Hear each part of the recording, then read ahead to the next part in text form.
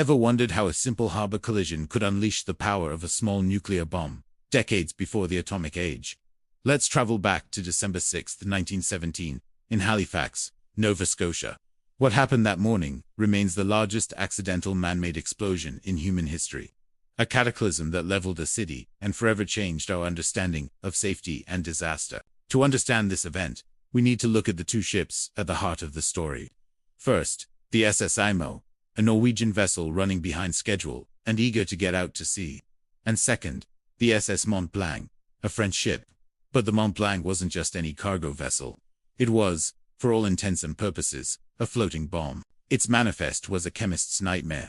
It carried nearly 2,400 tons of picric acid, a powerful explosive. Alongside that were 250 tons of TNT, over 60 tons of gun cotton, and critically, 246 tons of highly flammable benzol fuel, stored in drums right on the open deck.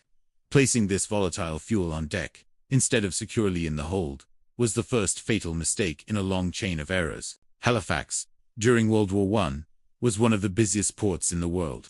Its harbor was a constant flow of military and civilian traffic. The SS Imo, trying to make up for lost time, was steaming through a narrow channel, known as the Narrows, at a speed well above the legal 5-knot limit. Around 8:45 a.m., a series of confused signals and misjudged maneuvers between the Imo and the Mont-Blanc put them on a direct collision course. The Imo's bow sliced into the Mont-Blanc's forward hold. The impact itself wasn't catastrophic, but the friction of steel grinding against steel created sparks.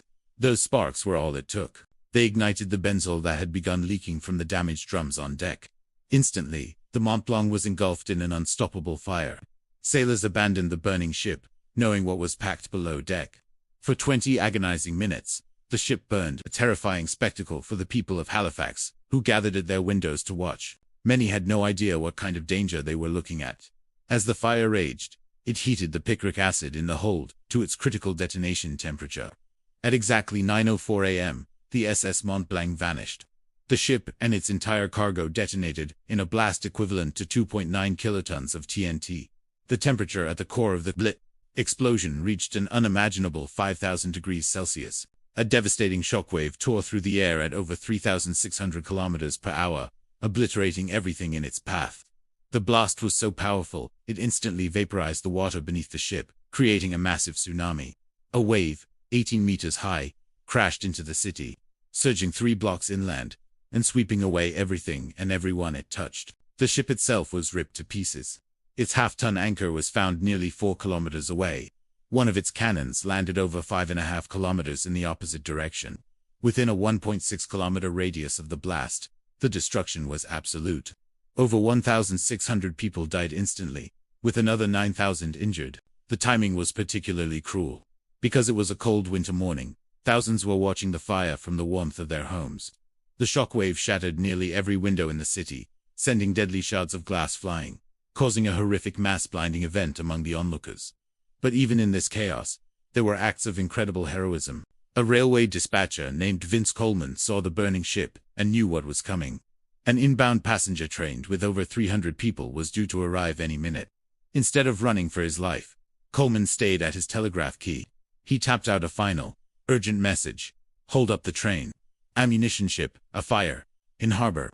Goodbye, boys. He saved every single person on that train, sacrificing his own life in the process. The Halifax explosion wasn't just a tragedy. It was a harsh but vital lesson. It provided scientists with the first real-world data on the effects of a large-scale explosion. Data that would later be used to help calibrate the destructive power of nuclear weapons. In the immediate aftermath, it forced a complete overhaul of maritime safety regulations, especially concerning the transport of dangerous goods. The rules we have today about how hazardous materials are stored and segregated on ships were written in the smoke and rubble of Halifax. It was a disaster that became a critical turning point in engineering, safety, science, and our commitment to preventing such a catastrophe from ever happening again.